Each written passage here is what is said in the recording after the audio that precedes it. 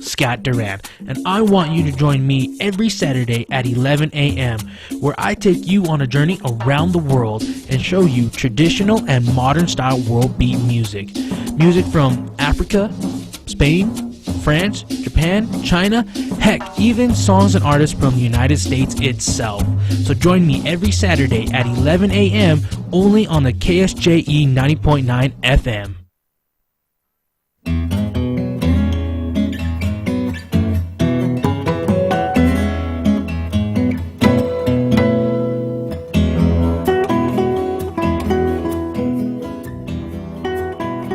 Wednesday morning here on KSJE. It is time for another lesson about life in the Sandbox. Ron Price is joining me here in Studio A this morning. He, of course, is the author of the series of Life in the Sandbox books about how to play nice in your sandbox at work, and church, and at play, if I remember correctly. Wrong order, but right three, yes. Yeah, there you go. But yes. Anyway, welcome. Good to have you back, of course. Every Wednesday you are here to teach me something new, and hopefully the audience is as well.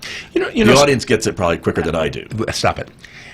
Scott, I want to compliment you, and thank you, by the way. A few weeks back, you said, Ron, I practiced one of those tips that you shared, and it worked so beautifully. And I can't tell you how gratified I was when you shared that. And I hear that from time to time, not about everything I say, but...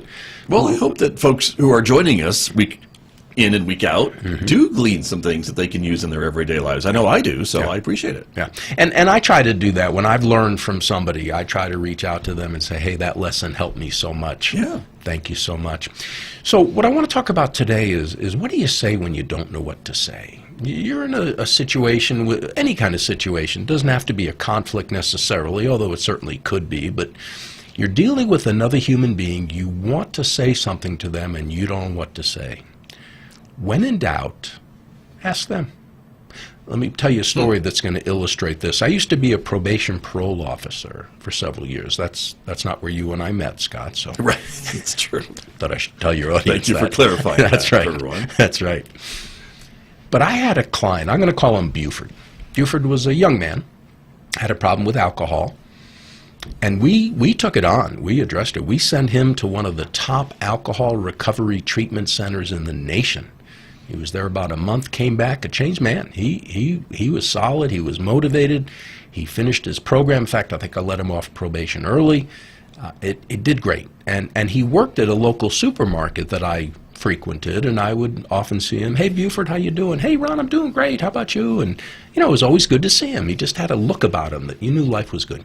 Well, I stopped being a probation officer, and about 3 years later, I don't even know how I caught wind that he had gone back to drinking.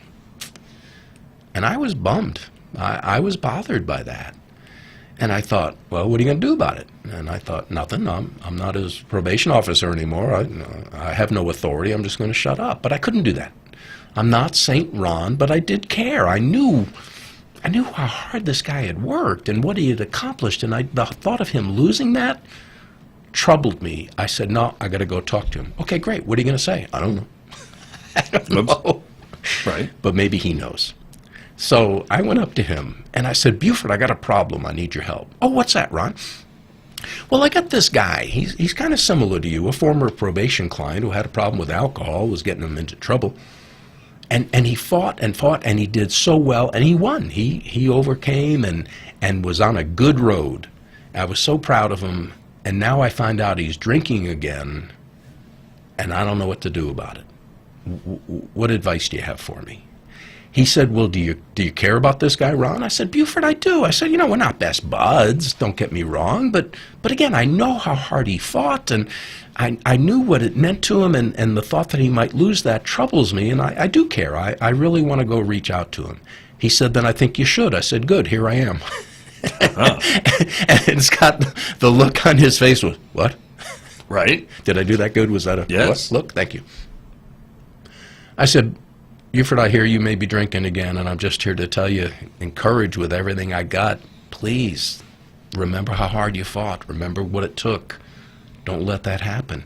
He said, well, you think I should go back to meetings? I said, I don't know. I don't know. That's up to you. You know what you need to do. I'm just here to encourage you that you're worth it. Please, don't lose what you fought so hard to gain. the positive strides you were making in his life. And you know, Scott, how you meet with somebody and they'll shake your hand like, oh, you know, thanks for sharing, goodbye. Or they'll shake your hand. I think he did. I think he gave me a double-handed handshake, which told me, Ron, thank you. Thank you not just for the information you shared, that wasn't it, but for caring and for encouraging me to do what I think I should do to get my life to a better place. So it was a great lesson for me to learn. If I don't know what to say, maybe the other person does. And you can even do it that way. Say, you know what, I'm concerned about this, and I don't know how to help. What can I do? Right. I've got a problem here, and I don't know how to bring it up. What's the best way to bring up a situation so that you'll hear me and not take offense, what have you? When in doubt, ask them. Ask in a nice way. Right. You'll probably get a constructive, positive answer. Sounds like you would. Yeah. And you did. Well, I did in that case. That's true. Yeah. And you've probably done that before, too. Done it several times since, yes. There you are. Yes. And again, we're people. We're human. We have our bad days. It may not work every time, but it's worth a try. What do you got to lose? And maybe if that's a bad time, try it again later. True. So, Very true. don't give up. Good. Good advice. Thank you. Ron, thank you so much. You bet. Thank you, Scott. That is Ron Price. He is the author of the Life in the Sandbox. Play Nice in Your Sandbox series of books. Our segment is called Life in the Sandbox here every Wednesday on KSJE Farmington.